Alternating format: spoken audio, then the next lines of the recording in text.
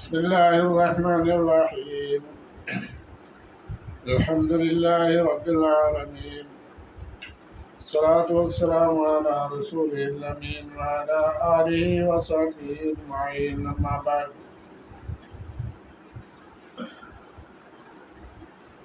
പ്രിയപ്പെട്ട മുഅ്മിനീങ്ങളെ, അസ്സലാമു അലൈക്കും വറഹ്മത്തുള്ളാഹി വബറകാതുഹു. പിന്നെ എന്തൊക്കെയാണ് വിശേഷങ്ങൾ? കുറേ ദിവസമായിട്ട് ജലദോഷം കാരണം സുഖമില്ലാത്തൊരവസ്ഥയാണ്. എന്നിരുന്നാലും വീഡിയോ ചെയ്യാതിരിക്കാൻ പറ്റില്ലല്ലോ എന്ന് വെച്ചിട്ട് അത് ചെയ്യാണ്. അള്ളാഹു അസുഖങ്ങളെല്ലാം മാറ്റി തരട്ടെ. നാം എല്ലാവരുടെയും അസുഖം, നമ്മളിൽ നിന്ന് മരിച്ചുപോയ മാതാപിതാക്കൾ, ഉസ്താദന്മാർ, ഗുരുനാഥന്മാർ എല്ലാവർക്കും അല്ലാഹു മഗ്ഫിറത്ത് നൽകട്ടെ.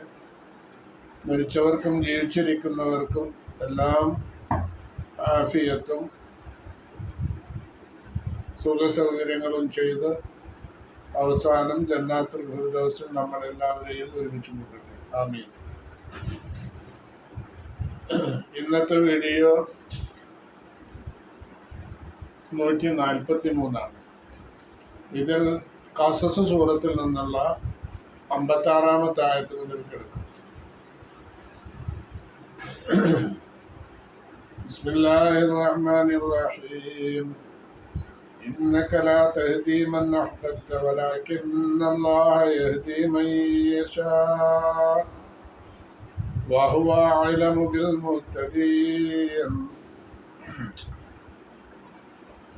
ഇന്നക തീർച്ചയായും നിങ്ങൾ, നബി സല്ലല്ലാഹു അലൈഹി വസല്ലമയോട് അള്ളാഹു പറയാണ്, ഇന്നക തീർച്ചയായും താങ്കൾ, ലാ തഹ്ദി നിങ്ങൾ ഹിദായത്താക്കില്ല, സന്മാർഗത്തിൽ എത്തിക്കാൻ സാധ്യമല്ല.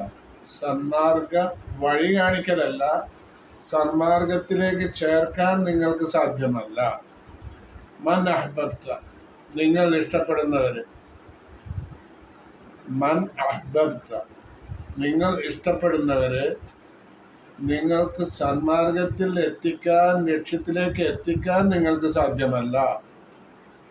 ലാ തഹ്ദി എന്ന് പറഞ്ഞാൽ ഹിദായത്തിന് 2 മീനിങ് ഉണ്ട്. ഒന്ന് ഹിദായത്തിലേക്ക് എത്തിക്കുക എന്ന് പറഞ്ഞാൽ ലക്ഷ്യത്തിലെത്തിക്കുക, ലക്ഷ്യത്തിലേക്കുള്ള വഴി കാണിച്ചു കൊടുക്കുക, അങ്ങനെ 2 അർത്ഥമുണ്ട്. ഇറാഅത്തു തരീഖാണ് ലക്ഷ്യത്തിലേക്കുള്ള വഴി കാണിച്ചു കൊടുക്കുക. എല്ലാ പ്രവാചകന്മാരുടെയും ദൗത്യം അതാണ്, ലക്ഷ്യത്തിലേക്കുള്ള വഴി കാണിച്ചു കൊടുക്കുക. ഈ വഴി അനുസരിച്ച് ജീവിച്ചാൽ നിങ്ങൾ രക്ഷപ്പെടും എന്നുള്ളത് ആണ് പ്രവാചകന്മാരുടെ പ്രബോധനത്തിൽ അടങ്ങിയിട്ടുള്ള പ്രധാന തത്വം. അതിലേക്ക് ചേർക്കുന്നത്, ആ ലക്ഷ്യത്തിൽ എത്തിക്കുന്നത് അള്ളാഹുവിൻ്റെ കടമ, അള്ളാഹുവിൻ്റെ ദൗത്യമാണ്. അപ്പൊ ഇന്നൊക്കെ തീർച്ചയായും താങ്കൾ, ലാ തഹ്ദി നിങ്ങൾക്ക് ഹിദായത്തിലേക്ക് ചേർക്കാൻ കഴിയുകയില്ല എന്ന് പറഞ്ഞാൽ ഹിദായത്താവുന്ന ആ ലക്ഷ്യം, സന്മാർഗ ദർശനം എന്ന ആ തത്വം, അതിലേക്ക് ചേർക്കാൻ, ആ ലക്ഷ്യം അതിലേക്ക് ചേർക്കാൻ നിങ്ങൾക്ക് സാധ്യമല്ല. മൻ അഹ്ബബ്ത നിങ്ങൾ ഇഷ്ടപ്പെട്ടവര്. വലാകിന്നല്ലാഹ പക്ഷേ അല്ലാഹു തആല യഹ്ദി അവൻ ഹിദായത്ത് നൽകും, ഹിദായത്തിലേക്ക് ചേർക്കും, ലക്ഷ്യത്തിൽ എത്തിക്കും. മൻ യശാഉ അല്ലാഹു ഉദ്ദേശിച്ചവരെ, അവൻ ഉദ്ദേശിച്ചവരെ. വഹുവ അവൻ അഅലമു അറിയുന്നവനാണ് ബിൽ മുഹ്തദീൻ ഹിദായത്ത് പ്രാപ്യമാവാൻ പറ്റിയവരാരാണെന്ന് അള്ളാഹുവിനറിയാം. അതുകൊണ്ട് നബി വിഷമിക്കണ്ട. നബിയുടെ മൂത്താപ്പ ഇസ്ലാമിൽ വിശ്വസിക്കാത്തത് കാരണം, നബിയെ കൊണ്ട് വിശ്വസിക്കാത്ത കാരണം നബി സല്ലല്ലാഹു അലൈഹി വസല്ലമയ്ക്ക് വലിയ വിഷമം ഉണ്ടായിട്ടുണ്ട്. നബി സല്ലല്ലാഹു അലൈഹി വസല്ലമയുടെ സംരക്ഷകനായിരുന്നു മൂത്താപ്പ, വളരെയധികം സ്നേഹിക്കുന്ന ആളായിരുന്നു.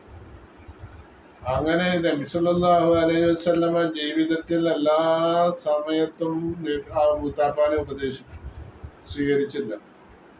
അങ്ങനെ മരണസമയത്ത് മുത്താപ്പാട് പറയാണ്, ഇസ്ലാം ആ മതമാണ് സത്യസന്ധമായ മതം, മൂത്താപ്പ ഇതിൽ വിശ്വസിക്കണം എന്നൊക്കെ പറഞ്ഞെങ്കിലും ആ സമയത്ത് മൂത്താപ്പ പറയാണ്, ഞാൻ മരിക്കുന്ന സമയത്ത് മുഹമ്മദിൻ്റെ വലയിൽ കുടുങ്ങി എന്ന് എനിക്ക് ശേഷം ഇവിടെയുള്ള പ്രധാനികളെല്ലാം പറയും, അതുകൊണ്ട് ഞാൻ അതിൽ വിശ്വസിക്കുന്നില്ല എന്ന് തീരുമാനം പറഞ്ഞു. അതിൻ്റെ പേരിൽ മുഹമ്മദ് നബി സല്ലല്ലാഹു അലൈഹി വസല്ലമക്ക് വളരെ വിഷമമുണ്ടായി. അന്ന് ഇറങ്ങിയ ആയത്താണ് ഇത്. ഇന്നക ലാ തഹ്ദീ മൻ അഹ്ബബ്ത വലാകിന്നല്ലാഹ യഹ്ദീ മൻ യശാ വഹുവ അഅലമു ബിൽ മുഹ്തദീൻ. അല്ലാഹുക്കറിയാം ഹിദായത്ത് പ്രാപ്യമാവാൻ, അത് ശരിക്കും അത് സ്വീകരിക്കാൻ പറ്റിയ ആളുകൾ ആരാണെന്ന് അള്ളാഹുവിനറിയാം. മുത്താപ്പ വിശ്വസിച്ചില്ലെങ്കിൽ അതിൽ സങ്കടപ്പെടാനില്ല എന്നാണ് റസൂലിനോട് അള്ളാഹു പറയുന്നത്. തഫ്സീറിൽ ഇപ്പം ഞാൻ പറഞ്ഞ കാര്യങ്ങളൊക്കെ പറഞ്ഞിട്ടുണ്ട്, കൂടുതൽ ഞാൻ വായിക്കുന്നില്ല. 57-ാമത്തെ ആയത്തിൽ وقالوا إن نتبع الهدى معك نتخطف من أرضنا ولم نمكن لهم حرما آمنا يجبى إليه ثمرات كل شيء رزقا من لدنا ولكن أكثرهم لا يعلمون. وقالوا മക്കയിലുള്ള മുശ്രിക്കീങ്ങൾ പറഞ്ഞു, നബി സല്ലല്ലാഹു അലൈഹി വസല്ലം അവർക്ക് ഉദ്ബോധനം നൽകിക്കൊണ്ടിരിക്കുകയാണ്. അദ്ദേഹത്തിൻ്റെ ദൗത്യം അതാണല്ലോ, ഇസ്ലാമിലേക്ക് ആളെ ക്ഷണിക്കുക. അപ്പോൾ സന്മാർഗ ദർശനം ഇന്നതാണെന്ന് അവർക്ക് മനസ്സിലാക്കി കൊടുക്കുക. അതേ സമയത്ത് അവർ പറയാണ്, മറുപടിയായിട്ട് കാലു അവർ പറഞ്ഞു, മക്കയിലെ മുശ്രിക്കീങ്ങൾ പറഞ്ഞു, ഇന്നത്തബിയൽ ഹുദ, മുഹമ്മദേ, അവരുടെ ഭാഷ, മുഹമ്മദേ, ഞങ്ങൾ നിന്നെ തുടരുകയാണെങ്കിൽ, പിൻപറ്റുകയാണെങ്കിൽ, ഈ സന്മാർഗത്തിൽ ഞങ്ങൾ നിന്നെ പിന്തുടരുകയാണെങ്കിൽ, നീ പറയുന്ന സന്മാർഗമുണ്ടല്ലോ, ആ സന്മാർഗത്തിൽ നിന്നോട് ഞങ്ങൾ പിൻപറ്റുകയാണെങ്കിൽ നുത്തഹത്തഫ് മിൻ അർളിന. ഖത്ഫ് എന്ന് പറഞ്ഞാൽ കിഡ്നാപ്പിങ്, ആളെ ആരും അറിയാതെ എടുത്തുകൊണ്ടുപോവുക, അങ്ങനെ ഉള്ള പ്രവർത്തനങ്ങൾക്കാണ് ഖത്ഫ് എന്ന് പറയാം. അപ്പം നുത്തഹത്തഫ് മറുതലാണ് ഞങ്ങൾക്ക് എതിരായ പ്രവർത്തനങ്ങൾ നടക്കും എന്നർത്ഥം. നുത്തഹത്തഫ് ഞങ്ങൾ കിഡ്നാപ്പ് ചെയ്യപ്പെടും, മിന്നർലിന ഞങ്ങളുടെ ഭൂമിയിൽ നിന്ന്, നമ്മൾ താമസിച്ചു വരുന്ന ഭൂമിയിൽ നിന്ന് ഞങ്ങൾക്ക് പ്രതികൂലമായ പല കാര്യങ്ങളും അറബികൾ ചെയ്യും. നുത്തഹത്തഫ് മിന്നർലിന, അവർ ഞങ്ങളെ ഖത്ഫ് ചെയ്തിട്ട് ഞങ്ങളൊരു ഭാഗത്ത് സംഘടിപ്പിക്കുകയും പിന്നെ ഞങ്ങൾക്കെതിരിൽ അവർ യുദ്ധപ്രഖ്യാപനം നടത്തുകയും ചെയ്യും. എന്നിട്ടോ യുദ്ധം ചെയ്തു കഴിഞ്ഞാൽ അവർക്കാണ് വിജയം. ഇവർ പറയുന്ന ഭാഷയാണ് മുശ്രിക്കീങ്ങൾ, അവർക്കാണ് വിജയം. ആ വിജയത്തിൻ്റെ അടിസ്ഥാനത്തിൽ ഞങ്ങളെ നാട്ടിൽ നിന്ന് പുറത്താക്കും. അതുകൊണ്ട് ഞങ്ങൾ നിന്നെ പിന്തുടരുകയില്ല, നീ പറയുന്ന സന്മാർഗത്തിൽ ഞങ്ങൾക്ക് വിശ്വാസമില്ല എന്നവർ തീർത്ത് പറയാം. അപ്പോൾ അല്ലാഹു തആല പറയണം, അവർക്കിപ്പോൾ അവർ കിഡ്നാപ്പ് ചെയ്തിട്ട് അവർക്ക് എതിരുള്ള അറബികളെ സംഘടിച്ചു, ഇങ്ങനെയൊക്കെയല്ല ഇപ്പോൾ അവർ പറയുന്ന കാര്യങ്ങൾ. എന്നാൽ ഇവർക്ക് പരിശുദ്ധമായ കാബത്തിന് പരിസരം ഒരു ഹറമിനെ നിശ്ചയിച്ചിട്ടുണ്ടല്ലോ. അത് ഇവരുടെ ഇവരുടെ കുഫിരിയത്ത് നിലനിൽക്കുന്ന കാലത്ത് തന്നെ ഈ വിശ്വാസം അവർക്കുണ്ട്. അവിടെ ആ സ്ഥലത്ത്, ആ സങ്കേതത്തിൽ അവിടെ ഒരാളും ആക്രമിക്കപ്പെടുകയില്ല. ഒരാൾക്കും അവിടെ ഒരാൾ എത്തിപ്പെട്ട് കഴിഞ്ഞാൽ അവർക്ക് നിർഭയം അവിടെ കഴിയാൻ പറ്റും, ഒരാളും ആക്രമിക്കില്ല. ഇങ്ങനെ ഒരു വിശ്വാസം അവർക്കുണ്ടല്ലോ, അത് നമ്മൾ ഒരുക്കി കൊടുത്തതാണത്. അവലം നുമക്കില്ലഹും, അവർക്ക് നമ്മൾ സൗകര്യം ചെയ്ത് കൊടുത്തില്ല. തംക്കീൻ എന്ന് പറഞ്ഞാൽ സ്വാധീനം നൽകുക, അല്ലെങ്കിൽ സൗകര്യം ചെയ്തു കൊടുക്കുക എന്നൊക്കെയാണ്. നുമക്കിൻ, മക്കനയുമക്കിൻ, നുമക്കിൻ, അവർക്ക് നാം സൗകര്യം ചെയ്തു കൊടുത്തില്ലേ, അല്ലെങ്കിൽ അധീനപ്പെടുത്തി കൊടുത്തില്ലേ, ലഹും അവർക്ക്, ഹറമൻ ഒരു പവിത്രമായ ഒരു പരിശുദ്ധമായ ഒരു സ്ഥലം, ആമിനൻ നിർഭയമായ സ്ഥലം, നിർഭയത്വമുണ്ട് അവിടെ, അതോടൊപ്പം തന്നെ പരിശുദ്ധമായൊരു സ്ഥലവുമാണ്. എവിടെ? കാബത്തിന്റെ പരിസരം. കാബത്തിന്റെ പരിസരം ഹറമ്, അത് പരിശുദ്ധമായ സ്ഥലമാണ്. അവിടെ നിർഭയമായിട്ട് ആർക്കും ജീവിക്കാൻ കഴിയും. അവിടെ ഒരാളും ആക്രമിക്കപ്പെടുകയില്ല. ഇവർ പറയുന്നത് ഇവർ ആക്രമിക്കപ്പെടും. ഞങ്ങളെ അവിടെ നിന്ന് തട്ടിയെടുത്തിട്ട്, കിഡ്നാപ്പ് ചെയ്യാൻ തട്ടിയെടുത്ത് ഞങ്ങളെ ഒരു സ്ഥലത്ത് കൊണ്ടുപോയി അവിടെ എല്ലാം സംഘടിച്ചു. പിന്നെ ഞങ്ങൾക്കെതിരിൽ അവർ യുദ്ധപ്രഖ്യാപനം നടത്തി ഞങ്ങളെ നാട്ടിൽ നിന്ന് പുറത്താക്കും. ഇങ്ങനെ ഒരു സ്ഥിതിവിശേഷം ഇല്ലാതിരിക്കാൻ ഞങ്ങൾ നിന്നിൽ വിശ്വസിക്കില്ല, നിന്നെ ഞങ്ങൾ പിൻപറ്റില്ല, നിന്റെ ഹുദയോട് ഞങ്ങൾക്ക് താല്പര്യമില്ല എന്നുള്ളതാണ് അവർ പറയുക. അപ്പോൾ അള്ളാഹു ചോദിക്കുന്നത്, ഇവർക്ക് ഇങ്ങനെ ഈ കുഫ്രിയത്തിൽ ജീവിക്കുന്ന കാലത്ത് തന്നെ ഇവരെ ആരും ആക്രമിക്കപ്പെടാത്ത ഒരു സ്ഥലത്താണല്ലോ അവർ ജീവിച്ചു വരുന്നത്, മക്കയിലുള്ള ഹറമിൽ, കാബത്തിനുള്ള പരിസരത്ത്. അപ്പോൾ അവര് അങ്ങനെ താമസിക്കുമ്പോൾ ഒരാളും ആക്രമിക്കപ്പെടുന്നില്ലല്ലോ. പിന്നെയാണോ ഇസ്ലാം സ്വീകരിച്ചത് കൊണ്ട് അങ്ങനെ ഒരു ആക്രമണം അവർക്കുണ്ടാവുമോ? അത് ഒരിക്കലും ഉണ്ടാവില്ല.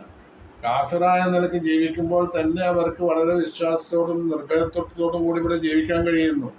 അങ്ങനെയുള്ളവര് ഇസ്ലാം മതം വിശ്വസിച്ച കാരണമായിട്ട് അങ്ങനെ ഉണ്ടാവില്ല എന്നുള്ളതാണ് അല്ലാഹു തആല അവർക്ക് കൊടുക്കുന്നത്. പിന്നെ തെന്നല്ല, ഇവിടെ ഭക്ഷണം കിട്ടാതെ ഇവര് വിശന്ന് ബുദ്ധിമുട്ടായി എന്നുള്ള കാര്യം ഉണ്ടാവില്ല. കാരണം കാബയും അതിന്റെ പരിസരമൊന്നും പിന്നെ ആ സ്ഥലം എന്ന് പറഞ്ഞാൽ അത് കൃഷിക്ക് ഉപയുക്തമായ സ്ഥലമല്ല. കാരണം കുന്നും മലകളും പാറകളും ഒക്കെ നിറഞ്ഞ സ്ഥലമാണ്. അവിടെ കൃഷി ഒരു നിലക്കും അനുയോജ്യമല്ല. കൃഷി ചെയ്തുകൊണ്ട് അവിടെ അതിൽ നിന്നുള്ള പ്രൊഡക്ട്സ് കൊണ്ട് ജീവിക്കാൻ ഒരിക്കലും പറ്റിയ സ്ഥലമല്ല. പക്ഷെ അവിടെ എന്തുണ്ട്? യുജുബായിലേഹി സമറാത്ത് കുല്ലി ഷൈഇൻ, എല്ലാ വസ്തുവിൻ്റെയും ഫലങ്ങൾ അവിടേക്ക് കൊണ്ടുവരപ്പെടും. യുജുബായിലേഹി, ആ സ്ഥലത്തിലേക്ക് കൊണ്ടുവരപ്പെടുമ്പോൾ ഈ ഹറമുണ്ടല്ലോ, ഈ ഹറമിലേക്ക് കൊണ്ടുവരപ്പെടും. സമറാത്ത് കുല്ലി ഷൈഇൻ, എല്ലാ വസ്തുവിൻ്റെയും ഫലത്തെ അവിടേക്ക് കൊണ്ടുവരപ്പെടും. റിസ്ഖമില്ലതുണ്ട, നമ്മളുടെ പക്കൽ നിന്നുള്ള ഒരു ഉപജീവനമായിട്ടാണ് അത് കണക്കാക്കപ്പെടുക. അള്ളാഹു ചെയ്തു വെച്ച വഴികളാണതൊക്കെ. അപ്പോൾ ഭക്ഷണം കിട്ടാതെ വിഷമിക്കേണ്ടതും നിങ്ങൾ വരില്ല, നിങ്ങൾക്ക് ഭക്ഷണം കിട്ടാതെ വിഷമിക്കേണ്ടതും വരില്ല, നിങ്ങളെ ആരും ആക്രമിക്കുകയില്ല. അങ്ങനെയുള്ള ഒരു സ്ഥലമാണ് നമ്മൾ നിങ്ങൾക്ക് പരിശുദ്ധമായ ഒരു ഗ്രഹമാണ് കഅബ. അതിൻ്റെ പരിസരം നിങ്ങൾക്ക് തയ്യാറാക്കി തന്നിട്ടുള്ളത് അങ്ങനെയുള്ള സ്ഥലം. അപ്പോൾ പിന്നെ നിങ്ങൾ എന്തിനാണ് ഇതിൽ സംശയിക്കുന്നത്? നിങ്ങളെ ഇവിടുന്ന് തട്ടിയെടുക്കപ്പെടും, അത് കാരണമായിട്ട് നിങ്ങളുടെ നാട്ടിൽ നിന്ന് പുറത്താക്കപ്പെടും എന്നൊക്കെ പറയുന്നത് എന്തിനാ? ഇപ്പൊ ഈ കുഫരിയത്തിൽ ജീവിക്കുന്ന കാലത്തോളം നിങ്ങൾ ആരെങ്കിലും തട്ടിയെടുത്തിട്ടുണ്ടോ? അങ്ങനെ പല ആക്രമണങ്ങളും നിങ്ങൾക്ക് വന്നിട്ടുണ്ടോ? നിങ്ങൾ നിർഭയമായിട്ട് അവിടെ ജീവിക്കാൻ പറ്റുമല്ലോ, അങ്ങനെയുള്ള സ്ഥിതിവിശേഷം. അപ്പോൾ പക്ഷേ വലാക്കിന്ന അക്സറഹും, അവരിൽ ഭൂരിഭാഗം ആളുകളും വിവരമില്ലാത്തവരല്ല, ആയാലമൂന്ന് അവർക്ക് അറിയില്ല. അക്സറുന്നാസ് ജഹലത്താണ്. ജഹലത്ത് എന്ന് പറഞ്ഞാൽ വിവരമില്ലാത്ത ആളുകളാണ്. അപ്പോൾ അവർക്ക് പല തോന്നലുകളുമാണ് എന്നാണ് ഈ ആയത്തിൽ പറഞ്ഞത്. ആയത്തിന്റെ വിശദാംശങ്ങൾ പറഞ്ഞത് മനസ്സിലായിരിക്കുമെന്ന് വിചാരിക്കുന്നു. ഇതിന്റെ ഒരു തഫ്സീറും കൂടി വായിക്കാൻ ഞാൻ കാല കുഫാർ ഖുറൈശ്, കാഫിരീങ്ങൾ പറഞ്ഞു, ഖുറൈശികളിൽപ്പെട്ട കാഫിരീങ്ങൾ, അവിശ്വാസികൾ. ഇനിത്തബഅനാക യാ മുഹമ്മദ്, അല്ലയോ മുഹമ്മദ്, ഞങ്ങൾ നിന്നെ പിൻപറ്റുകയാണെങ്കിൽ അലാ ദീനിക്ക, നിന്റെ ദീനിൽ ഞങ്ങളെ പിൻപറ്റിക്കൊണ്ട് അങ്ങനെ ജീവിച്ച് മുന്നോട്ട് പോവുകയാണെങ്കിൽ, തറക്കിന ദീനന, ഞങ്ങളുടെ ദീന് ഞങ്ങൾ ഒഴിവാക്കുകയും ചെയ്യുക, എന്നിട്ട് നിന്റെ ദീനിനോട് ഞങ്ങൾ പിന്തുടരുകയും ചെയ്യുക. നഹാഫ്, അങ്ങനെ വരുമ്പോൾ നഹാഫ്, ഞങ്ങൾ ഭയപ്പെടണം. അറബു, അറബികൾ ഞങ്ങളെ തട്ടിയെടുക്കും. ഇപ്പൊ എജിത്തമ്യൂന, എന്നിട്ട് അവര് എല്ലാവരും കൂടി സംഘടിക്കും. അലാ മുഹാറബത്തിന, ഞങ്ങളോട് യുദ്ധം ചെയ്യുന്നതിൻ്റെ മേൽ, യുദ്ധം ചെയ്യാൻ വേണ്ടി അവർ സംഘടിക്കും. എന്നിട്ടോ വയുഖ്രിജൂനന, ഞങ്ങൾ യുദ്ധത്തിൽ തോൽക്കുകയുള്ളൂ. അപ്പോ എന്നിട്ട് ഞങ്ങളെ അവർ പുറത്താക്കും. പിന്നെ ഞങ്ങൾ താമസിക്കുന്ന ആ ഭൂമിയിൽ നിന്ന് അവർ ഞങ്ങളെ പുറത്താക്കും എന്നാണ് അവർ പറഞ്ഞത്. അപ്പൊ അല്ലാഹു തആല ഖാല തആല റദ്ദൻ അലൈഹിം, ഞാൻ ഇപ്പൊ തന്നെ പറഞ്ഞ ആ വിശദവിവരങ്ങൾ അനുസരിച്ച് അതിന്റെ മറുപടി അല്ലാഹു കൊടുക്കുകയാണ്. അവരുടെ സമ്പത്തും അവരെ നമ്മൾ രക്ഷിച്ചിട്ട് മക്കാനഹും ഹറമൻ, നിർഭയത്വത്തോടുകൂടി ജീവിക്കാൻ പറ്റിയ ഒരു സ്ഥലം, പരിശുദ്ധമായ ഒരു ഹറമാക്കി തീർത്തില്ലേ അവർ താമസിക്കുന്ന സ്ഥലം. അത് ഹുർമത്തിൽ ബൈത്തുൽ പരിശുദ്ധമായ കാബയുടെ ആ ബഹുമാനം കൊണ്ട്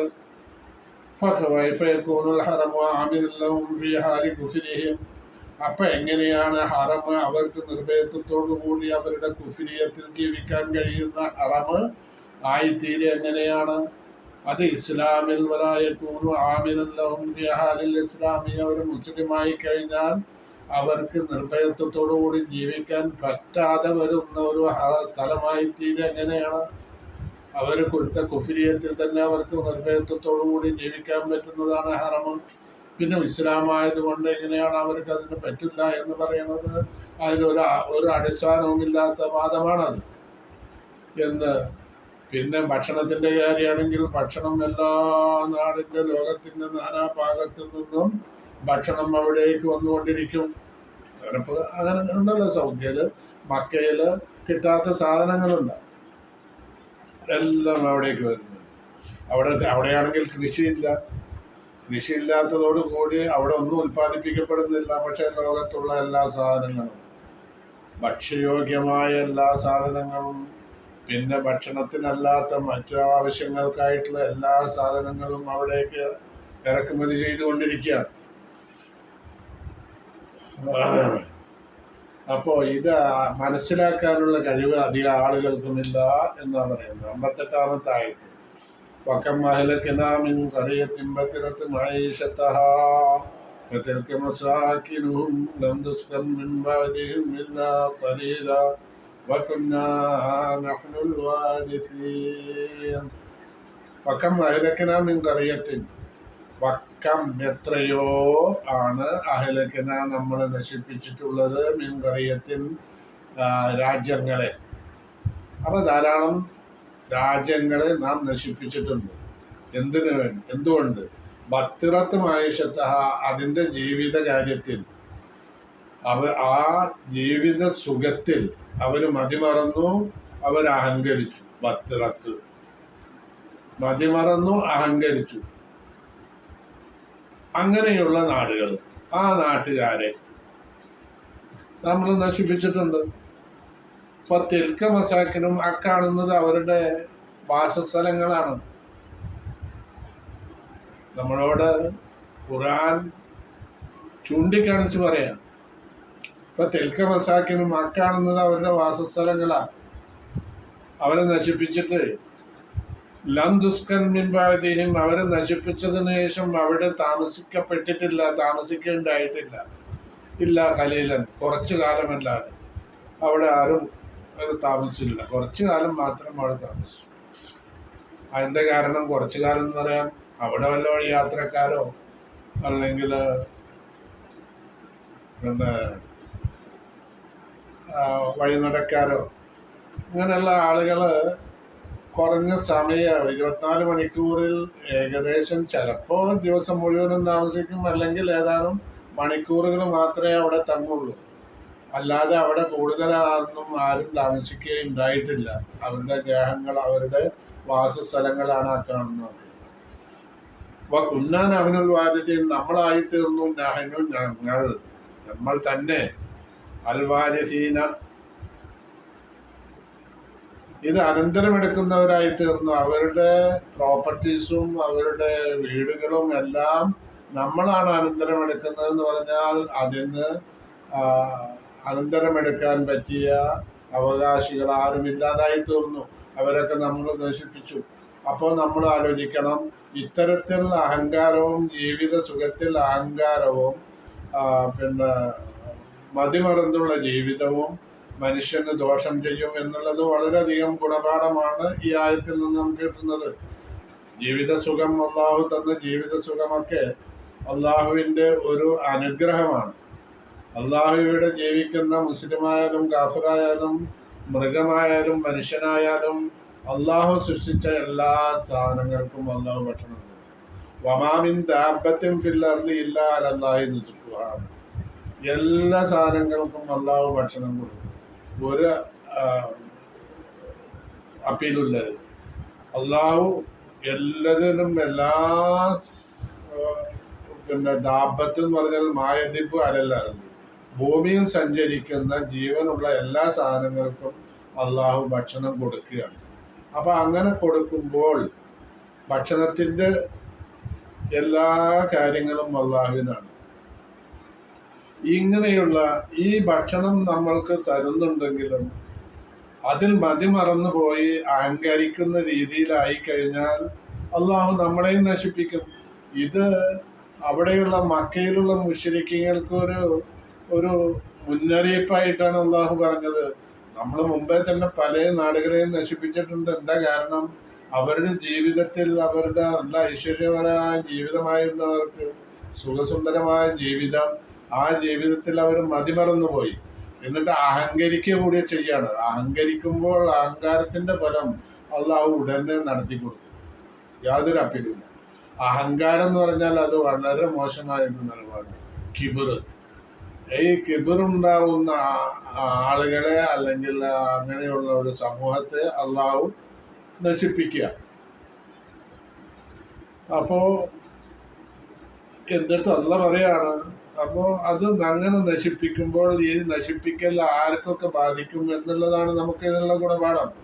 നമ്മളെ സംബന്ധിച്ചിടത്തോളം സുരക്ഷിതരാണെന്ന് നമ്മൾ മനസ്സിലാക്കേണ്ട. നമ്മൾക്കും ഇതേ ജാതിയുള്ള അനുഭവങ്ങൾ ഉണ്ടായിക്കഴിഞ്ഞാൽ നമ്മളെയും അല്ലാഹു നശിപ്പിക്കും. പക്ഷെ നമ്മൾക്കത് അറിയില്ല. എന്തുകൊണ്ടാണ് ഈ നാശം, ഈ ആപത്തുകളൊക്കെ നമുക്ക് വരുന്നത് എന്നറിയില്ല. അതില്ലാതെ കണ്ട് ജീവിക്കുന്ന ആളുകൾക്ക് അള്ളാഹു അത്രയും വലിയ ശിക്ഷ നൽകുന്നില്ല എന്നുള്ള കാര്യത്തിൽ നമ്മൾ ചിന്തിക്കണം. അപ്പോൾ ചിന്തിക്കുമ്പോഴാണ് നമ്മളുടെ ആ വേണ്ടാത്തരങ്ങളെ പറ്റി നമ്മൾക്ക് ബോധ്യപ്പെടുള്ളൂ. അപ്പൊ നമുക്ക് മനസ്സിലാവും, നമ്മൾ അഹങ്കരിക്കുന്നത് കൊണ്ടും നമ്മൾ മതിമറന്ന് ജീവിക്കുന്നത് കൊണ്ടുമാണ് നമ്മൾക്ക് ഈ ആപത്തൊക്കെ എത്തുന്നത് എന്നുള്ളത് നമുക്ക് മനസ്സിലാവണം. അതാണ് നമ്മുടെ ഗുണപാഠം എന്ന് പറഞ്ഞാൽ നമുക്ക് മനസ്സിലായേ പറ്റൂ. അല്ലാതെ അപ്പോൾ അങ്ങനെയുള്ള നിലപാടിൽ ജീവിച്ച ആളുകളൊക്കെ അള്ളാഹു നശിപ്പിച്ചിട്ടുണ്ട്. എന്നെല്ലാവരുടെ വീടുകളും മറ്റുമൊക്കെ വിജനമായി തീർന്നു. അവരുടെ പ്രോപ്പർട്ടീസ്, അവരുടെ സ്വത്തുകളെല്ലാം ഇന്ന് ആരും അനന്തരാവകാശികളില്ലാത്ത നിലയിലായി കഴിഞ്ഞു. വകുന്നാനാഹനുൽ വാരിസീൻ, നമ്മൾ മാത്രമാണ് അതിൻ്റെ അവകാശികൾ. ഇതിൻ്റെ തഫ്സീറുകൾ കസീറും മിൻ അഹ്ലി ഖറിയ, അഹ്ലു ഖറിയ നാട്ടുകാര് തഖത്ത് വ കഫറത്ത്, അള്ളാഹുവിൻ്റെ നിഅമത്തുകളെ അവർ ധിക്കരിച്ചുകൊണ്ട് അഹങ്കരിച്ചു ജീവിച്ചു. ദമ്മർ അല്ലാഹു അലൈഹിം വ ഖറബ ദിയാറുഹും, അവരുടെ വീടുകളൊക്കെ അള്ളാഹു നശിപ്പിച്ചു കളഞ്ഞു. അവരെയും നശിപ്പിച്ചു അള്ളാഹു. ഇപ്പൊ തിൽക്ക മസാക്കിനും ആ കാണുന്നൊക്കെ അവരുടെ വീടുകളാണ്. ആകെ ഇടിഞ്ഞു പൊളിഞ്ഞ് നാശിച്ച രീതിയിൽ കിടക്കുന്ന കാണില്ല ആ വീടുകളൊക്കെ. ആ ഖുർആൻ ഇറങ്ങുന്ന സമയത്ത് ഇതൊക്കെ ഈ നിലപാടിലായിരുന്നു ആ കാലഘട്ടത്തിൽ. ലിമാൽ നലമൂദത്തിന്റെ പേരിലാണ്, അവർ അക്രമികളായതുകൊണ്ടാണ് ഇതൊക്കെ സംഭവിച്ചത്. ലാ തുസ്കമ്മിൻ ബാഴ്ത്തി തെതുമീരിയും, അവരെ നശിപ്പിച്ചതിന് ശേഷം ആ വീട്ടിലാരും താമസം ഉണ്ടായിട്ടില്ല. ഇല്ലാ സമാനം കലീലൻ, കുറച്ചു കാലമല്ലാതെ ആരും താമസിച്ചിട്ടില്ല. കാരണം അവിടെ താമസിക്കുന്നത് ഒന്നുകിൽ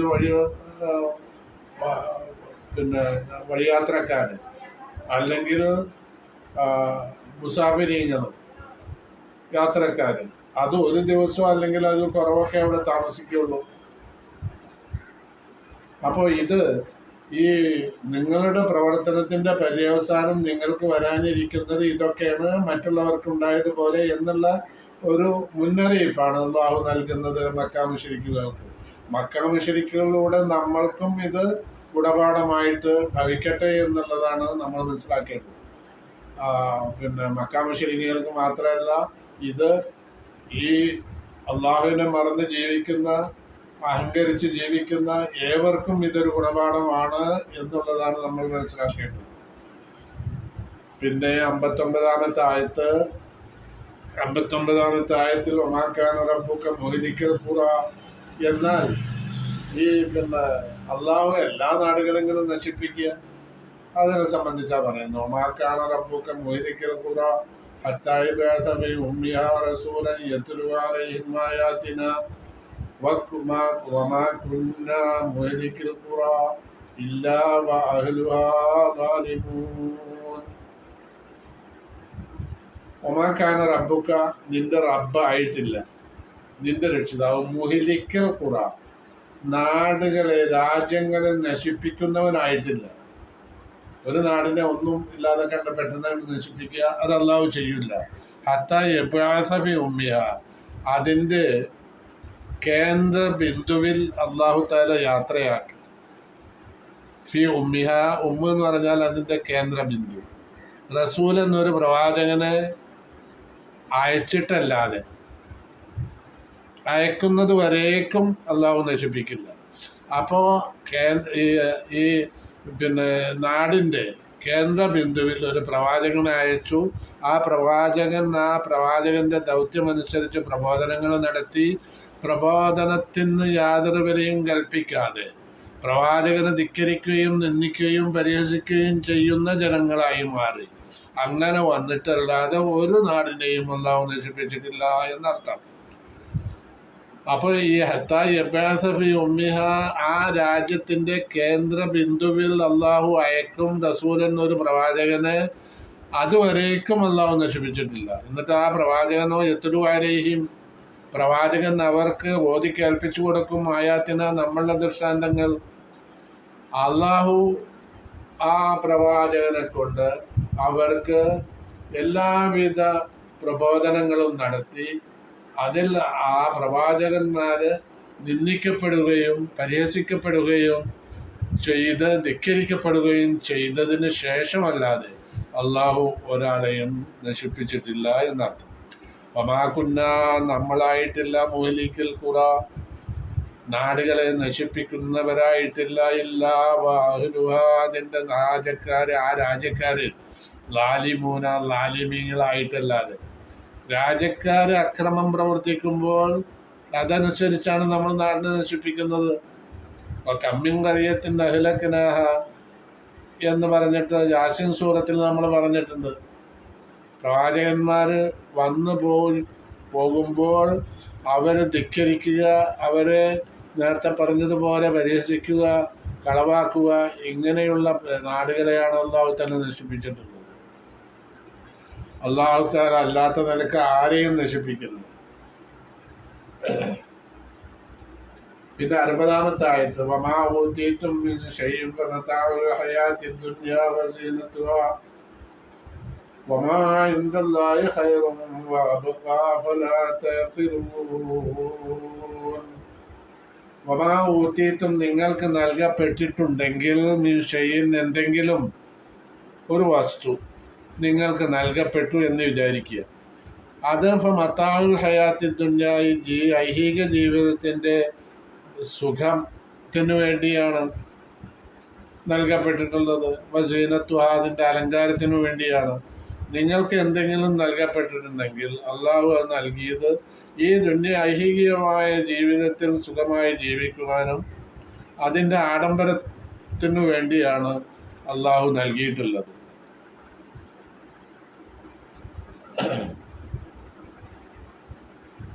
വമാ ഇൻദല്ലാഹി, എന്നാൽ അള്ളാഹുവിൻ്റെ അടുക്കലുള്ള ഒന്ന് എന്ന് പറഞ്ഞാൽ അള്ളാഹുവിൻ്റെ അടുക്കലുള്ള പ്രതിഫലങ്ങൾ, അള്ളാഹു തരാൻ വിചാരിച്ച പ്രതിഫലങ്ങളുണ്ടല്ലോ, അത് ഖൈറുൻ, ഏറ്റവും ഉത്തമമായതാണ്, വഅബ്ഖ, എന്നും നിലനിൽക്കുന്നതാണ്. മറ്റുള്ള നേരത്തെ പറഞ്ഞതൊക്കെ പെട്ടെന്ന് നീങ്ങിപ്പോകുന്നതാണ്. ആ ഐഹിക ജീവിതത്തിൻ്റെ സുഖഭോഗങ്ങളും ആഡംബരങ്ങളും അത് പെട്ടെന്ന് നഷ്ടപ്പെട്ടു പോകും. എന്നാൽ വമാഇൻദല്ലാഹി ഖൈറും വഅബ്ഖ, അള്ളാഹുവിൻ്റെ അടുക്കലുള്ള പ്രതിഫലവും മറ്റുള്ള കാര്യങ്ങളൊക്കെ ഖൈറാണ്, ഏറ്റവും ഉത്തമമായതാണ്. വഅബ്ഖ, അത് അവശേഷിക്കുന്നതുമാണ്, അതിന് അവസാനമില്ല. മുന്തഹിയാണ് മറ്റുള്ളതെല്ലാം, ഗൈറു മുന്തഹിയാണ് അള്ളാഹുവിൻ്റെ അടുക്കലുള്ളത്, അവസാനമില്ലാത്തത്. മറ്റതോ മുന്തഹി, അവസാനമുള്ളതാണ്. അതായത് ദുന്യവിയായ സുഖ സൗകര്യങ്ങളും ആഡംബരങ്ങളും ഒക്കെ അത് മുന്തഹിയാണ്, അതിനൊരു അവസാനമുണ്ട്. അള്ളാഹുവിൻ്റെ അടുക്കുള്ളതിന് അവസാനമില്ല. ഗൈറു മുന്തഹിയ, അത് അബ്ഖയാണ്, എന്നും അവശേഷിക്കുന്നതാണ്. അഫല തഅഖിലൂൻ, നിങ്ങൾക്ക് ചിന്തിച്ച് മനസ്സിലാക്കാൻ കഴിയില്ലേ എന്നാണ് ഖുർആൻ ചോദിക്കുന്നത്. അതായത് ഇതിൻ്റെ തഫ്സീറിൽ വമാ ആതൈതും അയ്യുഹന്നാസ്, മനുഷ്യരെ നിങ്ങൾക്ക് അള്ളാഹു തന്നത് മിൻ മാലിൻ, സമ്പത്തും ഖൈറിൻ, മറ്റുള്ള ഗുണഗണങ്ങളും നിങ്ങൾക്ക് തന്നിട്ടുണ്ട്. ഫഹുവ മതാഉൻ ഖലീലുൻ, ഇത് ഒരു ഒരു കുറഞ്ഞ ഒരു സുഖ സൗകര്യങ്ങളാണ്. തത്തമത്തഊന ഫി ഹയാത്തിക്കും, നിങ്ങളുടെ ജീവിതത്തിൽ നിങ്ങൾക്ക് ഇതുകൊണ്ട് സുഖിക്കാൻ കഴിയും, അങ്ങനെയുള്ള ഒരു ജീവിത സൗകര്യങ്ങളാണ്. സുമ്മയങ്കലി വയഫിന, പിന്നെ ആ സുഖ സൗകര്യങ്ങൾ നഷ്ടപ്പെട്ടു പോവും, നശിച്ചു പോവും. അങ്ങനെയുള്ള സുഖ സൗകര്യങ്ങളാണ് നിങ്ങൾക്ക് അള്ളാഹു നൽകിയത്. എന്നാൽ വമാ ഇൻദല്ലാഹി, അള്ളാഹുവിൻ്റെ അടുക്കലുള്ള മിനൽ അജ്രി, പ്രതിഫലങ്ങളും വസവാബി, അനുഗ്രഹങ്ങളും, അള്ളാഹു തരുന്ന പ്രതിഫലങ്ങൾ, വന്നഈമി, അനുഗ്രഹങ്ങളും, മദ്ദാഹിം, അത് എന്നും നിലനിൽക്കുന്നതാണ്, ബാക്കി അവശേഷിക്കുന്നതുമാണ്, അത് നിത്യമായതും അവശേഷിക്കുന്നതുമാണ്.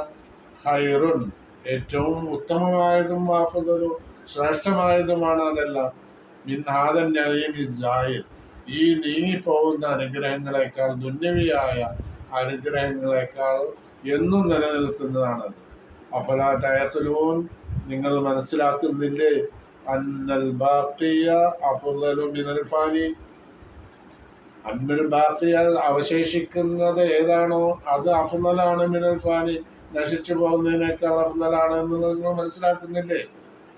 ഇമാം ഫഖ്റുർ റാസി ഇവിടെ പറയുന്നത് ആ തഫ്സീറിൽ, ബയ്യന തആല, അല്ലാഹു തആല വ്യക്തമാക്കിയിരിക്കുകയാണ്, അന്ന മനാഫിയ ദുനിയ, അള്ളാഹുവിൻ്റെ മൻഫഅത്ത് മശൂബത്തും ബിൽ മലാരി, ബുദ്ധിമുട്ടുകളും പ്രയാസങ്ങളും കലർന്നതാണ് അള്ളാഹു തരുന്ന എല്ലാ മൻഫഅത്തും. ബലിൽ മലാറു ഫിഹ, പക്ഷേ പ്രയാസങ്ങളാണ് അക്സറു, അതിൽ കൂടുതൽ. അപ്പോൾ മനാഫിയുൽ ആഖിറത്തി, ആഖിറത്തിൻ്റെ മൻഫഅത്ത്, ആഖിറത്തിൽ കിട്ടുന്ന ഗുണഗണങ്ങൾ ഖൈറു മുൻകത്തിയത്തിന്, അത് മുറിഞ്ഞു പോവാത്തതാണ്. ബൈനമ മനാഫിയുദ്ദുന്യ മുൻകത്തിയത്തും, ദുന്യാവിൻ്റെ എല്ലാ മൻഫഅത്തുകളും ഗുണഗണങ്ങളും അത് അവസാനിക്കുന്നതാണ്. ഇതാ പറഞ്ഞത്. അപ്പോൾ ഇത് മനസ്സിലാക്കാൻ കഴിവുണ്ടാവണം മനുഷ്യനാണെങ്കിൽ എന്നുള്ളതാണ് അല്ലാഹു തആല പറയുന്നത്. അപ്പോൾ ഈ 60-ാമത്തെ ആയത്താണ് ഇപ്പോൾ പറഞ്ഞത്. ഇവിടെ നിർത്തുകയാണ്. 61 മുതൽക്ക് 88 ആയത്തുകളാണ് ഉള്ളത് മൊത്തം. ഇൻഷാ അല്ലാഹ്